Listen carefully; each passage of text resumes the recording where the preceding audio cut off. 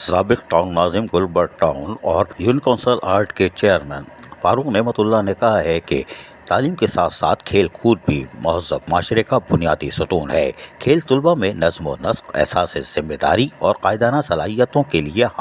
راہ ہموار کرتا ہے اور جسمانی ورزش بچوں میں فیصلہ کرنے کی صلاحیت پیدا کرتی ہے۔ ان خیالات کا اظہار فاروق نعمت اللہ نے محکمہ تعلیمات کے زیر اہتمام سندھ اولمپک ایسوسی ایشن کے اشتراک سے جاری 4 روزہ اسپورٹس کوچنگ کیمپس کے دورے کے دوران کیا۔ اس موقع پر ان کے ہمراہ ڈائریکٹر ایجوکیشن محمد شریف خان، ڈپٹی ڈائریکٹر عائشہ قمر اور sports town union council committees کے اراکین بھی موجود تھے۔ مذکورہ کیمپس اسپورٹس میلہ کی تیاری کے سلسلے میں گلبرٹ ٹاؤن کے 3 اسکولوں میں لگائے گئے ہیں، جہاں مختلف کھیلوں کے مقابلے میں حصہ لینے والے طلباء و طالبات کو سندھ اولمپک ایسوسی ایشن کے وابستہ انٹرنیشنل لیول کے کوچز ٹریننگ دے رہے ہیں، جس کے بعد باقاعدہ کھیلوں کا آغاز بھی کیا جائے گا۔ تاہم deputy director education Gulberg Town Syeda Ayesha Qamar نے میجر طفیل شہید اسکول میں جاری اسپورٹس کیمپس کا دورہ کیا، جہاں سندھ اولمپکس ایسوسی ایشن سے وابستہ کوچز طلباء و طالبات کو تربیت دینے میں مصروف ہیں۔ واضح ہے کہ گلبرٹ ٹاؤن جہاں کلین اینڈ گرین کے ساتھ ساتھ محکمہ تعلیم، محکمہ لائبریری پر خصوصی توجہ دی ہوئی ہے،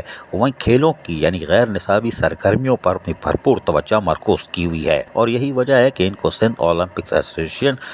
کا بھرپور تعاون جہاں حاصل ہو چکا ہے، وہیں گلبرٹ ٹاؤن کے طلباء و طالبات میں نمایاں تبدیلی محسوس کی جا سکتی ہے، جو کہ نصابی سرگرمیوں میں تو مثال رکھتے ہیں، لیکن اب غیر نصابی سرگرمیوں یعنی کھیل کود میں بھی گلبرٹ ٹاؤن کے ساتھ ساتھ کراچی، سندھ اور پاکستان کا نام روشن کر سکتے ہیں، گرچہ ان کو سندھ اولمپک ایسوسی ایشن کے کوچز کی یہ سہولت میسر رہے۔ عزیز عارف، KBS بلدیاتی نیوز، کراچی۔ ایسی ہی خوبصورت ویڈیوز فیوچر میں حاصل کرنے کے لیے ریڈ بٹن پر کلک کر کے اور بیل آئیکن کو پریس کر کے ہم سب کے سبسکرائبر بننا مت بھولیے۔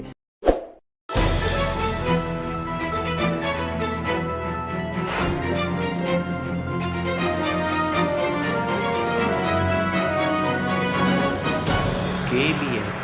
بلدیاتی نیوز۔